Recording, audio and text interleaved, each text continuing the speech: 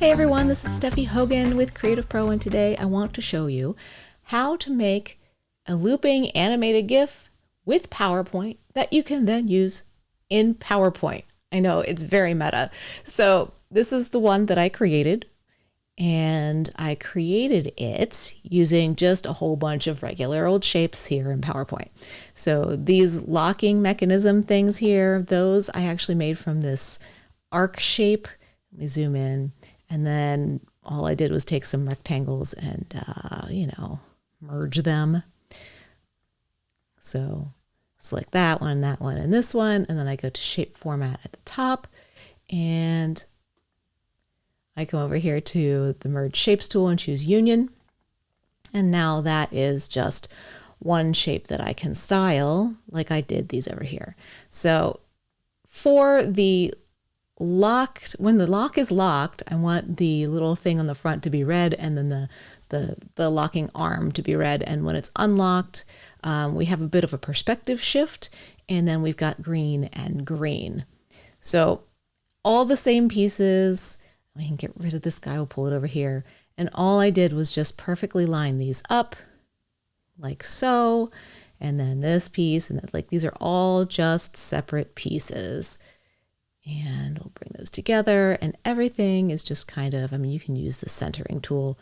Let's just choose that besides the circle, and we'll do arrange and align, and then align center. There we go.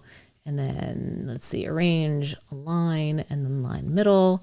Awesome. And now I can just move my little dot to where I want it to be. And I have both of these here, one red, one green, and we'll just bring these in. And to start with, we're starting with the locked position, right? I want to make sure that these two, I can send those to back. If I can right click, send to back, there we go.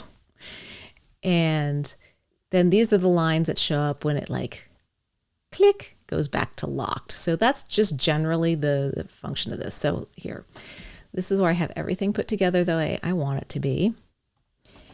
You'll notice it starts out locked, and that's important. We're just using Morph for this whole thing. We can then duplicate this slide.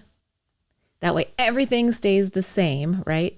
And what we're going to do is hide the little locky lines, just kind of stick those back there.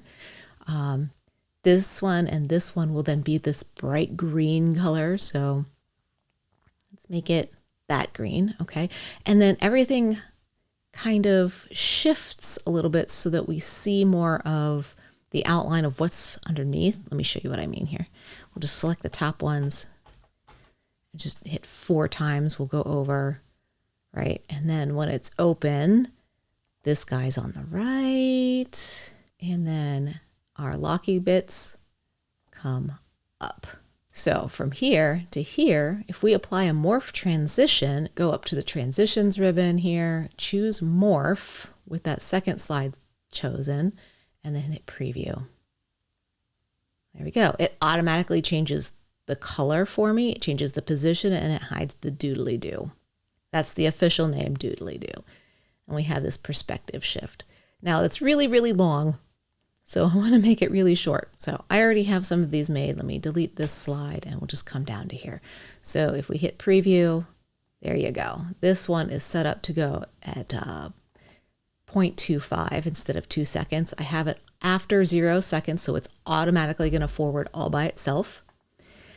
And then I kind of want to have it hang out there for a little bit in the open position. So the advance the slide happens after 1 second.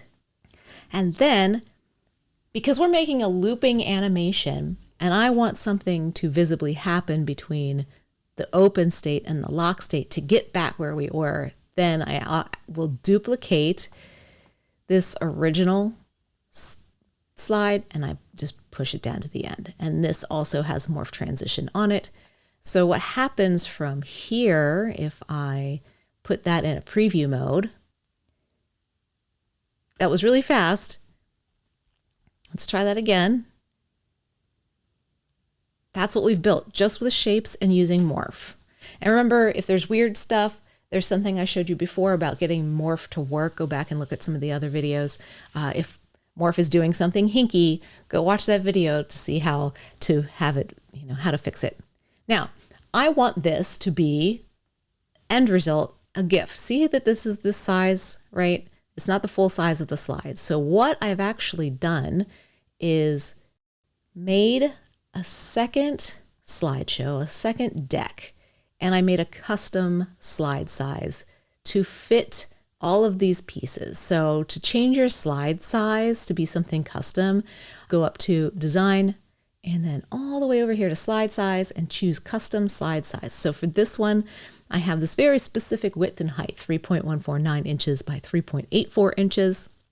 This is solely used to create the GIF, okay? Once you get all of that, and I preview it, right, that's how it's gonna be. Okay, now all we have to do is make an animated GIF, right? So go to File, Export, Create Animated GIF.